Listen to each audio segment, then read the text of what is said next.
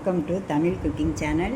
இன்றைக்கி வந்து வாழை இலையையும் கோதுமை மாவையும் வச்சு அல்வா செஞ்சுருக்கோம். எப்படி இருக்குன்னு பாருங்கள். நம்ம சேனலுக்கு லைக் பண்ணுங்கள், ஷேர் பண்ணுங்கள், சப்ஸ்கிரைப் பண்ணுங்கள், சப்போர்ட் பண்ணுங்கள். இப்போ நம்ம வாழை இலையை கட் பண்ணிக்குவோம். வாழை இலை அல்வா செய்யறதுக்கு டெய்லி வாழை இலையில் சாப்பிட்டா உடம்புக்கு நல்லது. உடம்பு நல்லா பளபளப்பாக இருக்கும். தண்டு பகுதியை எடுத்துருவோம்.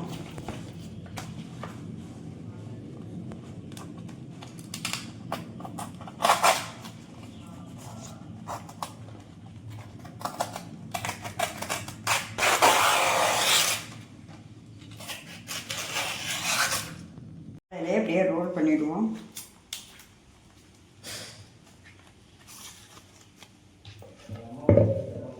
ரோல் பண்ணிவிட்டு சின்ன சின்னதாக கட் பண்ணிக்குவோம்.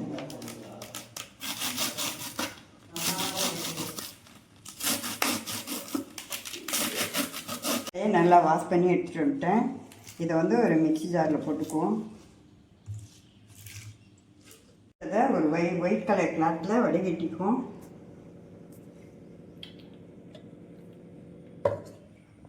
தண்ணி ஊற்றிக்கிறேன்.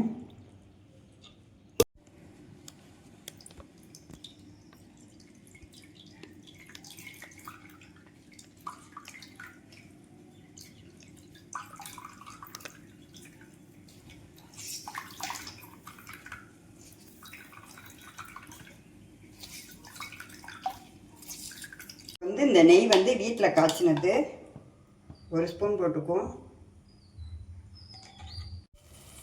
நல்லா காயட்டும். இந்த முந்திரி பருப்பை வறுத்துக்குவோம்.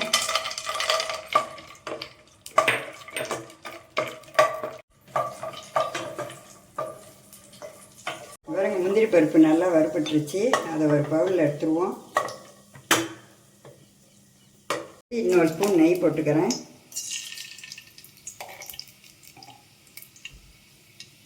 வச்சுருந்தா வாழை இலை ஜூஸை இந்த நெய்யில் ஊற்றிடுவோம். கோதுமை மாவு அரை கப்பை போட்டுருவோம். இல்லை போட்டு கட்டிப்படாமல் நல்லா கிளறிட்டுப்போம்.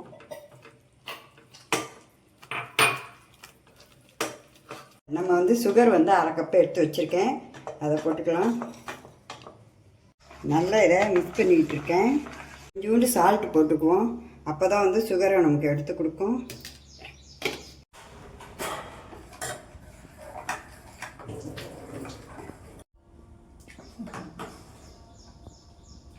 இன்னொரு ஸ்பூன் நெய் போட்டுக்குவோம்.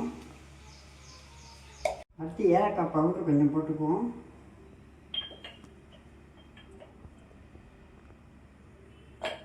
முந்திரி பருப்பை போட்டுருவோம்.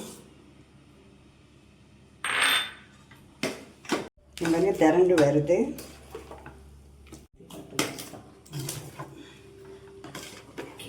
பாருங்க,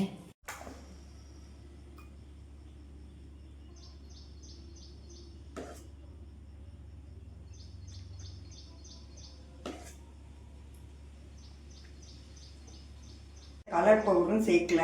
உங்களுக்கு கலர் பவுடர் தேவைன்னா நீங்கள் வந்து க்ரீன் கலரில் பவுடர் சேர்த்துக்கலாம்.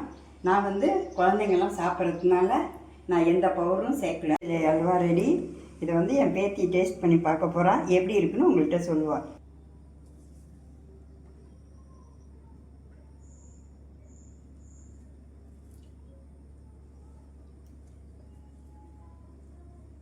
வாழை இலையோட டேஸ்ட்லாம் தெரியல, ஆனால் நல்லா இருக்கு.